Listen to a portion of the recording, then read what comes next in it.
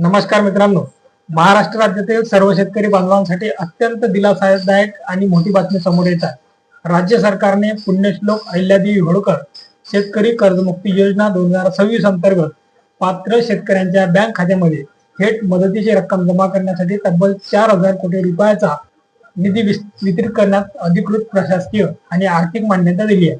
महाराष्ट्र शासनाच्या सहकार पणन व वस्त्रोद्योग विभागाने या संदर्भातील अतिशय महत्वपूर्ण असा शासन निर्णय जारी केला आहे।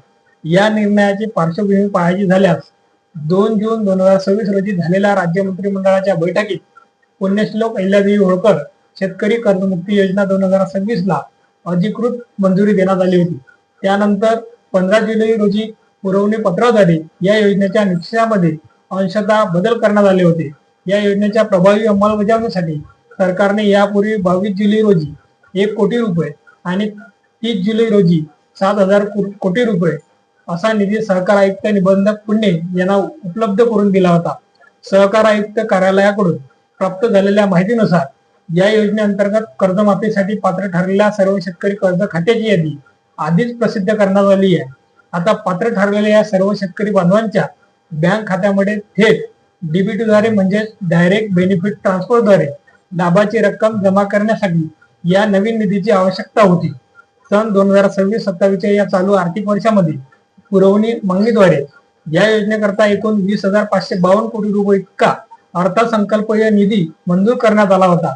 सध्याची स्थितीत या लेखाशीर्षकाखाली 13,551 कोटी रुपये इतका निधी शिल्लक उपलब्ध होता। या शिल्लक निधीमधून आता 4,000 कोटी रुपयाचा निधी तात्काळ वितरित करण्यास वित्त विभागाच्या सहमतीने शासनाने अधिकृत मंजुरी दिली आहे। हा निधी लवकरात लवकर आणि पारदर्शकपणे शेतकऱ्यापर्यंत पोहोचावा यासाठी सहकार आयुक्त व निबंधक सहकारी संस्था महाराष्ट्र राज्य पुणे यांच्या अधीनस्थ असलेल्या सहाय्यक निबंधक अंदाज व नियोजन यांना नियंत्रण अधिकारी म्हणून घोषित करण्यात आले आहे, तर लेखाधिकारी यांना आहरण व संवितरण अधिकारी म्हणून नियुक्त करण्यात आले आहे। या अधिकाऱ्यावर हा निधी कोषागारातून आहारित करून वेळेत खर्च करण्याची आणि पात्र शेतकऱ्यांच्या बँक खात्यात वर्ग करण्याची थेट जबाबदारी देण्यात आली आहे। या सर्व खर्चाचा अहवाल वेळोवेळी शासनाला सादर करण्याचे हा अधिकृत शासन निर्णय महाराष्ट्र अधिकृत संकेतस्थळावर उपलब्ध करण्यात आला असून महाराष्ट्राचे राज्यपाल यांच्या आदेशानुसार सहकारी विभागाचे अप्पर निबंधक तथा सहसचिव संतोष पाटील यांच्या डिजिटल स्वाक्षरीने हा शासन निर्णय निर्गमित करण्यात आला। थोडक्यात सांगायचे तर ज्या पात्र शेतकऱ्यांच्या बांधवांनी नावे कर्जमुक्तीच्या यादीत आलेली आहे त्यांच्या बँक खात्यात आता कर्जमाफीची रक्कम थेट जमा होण्याचा मार्ग पूर्णपणे मोकळा झाला आहे।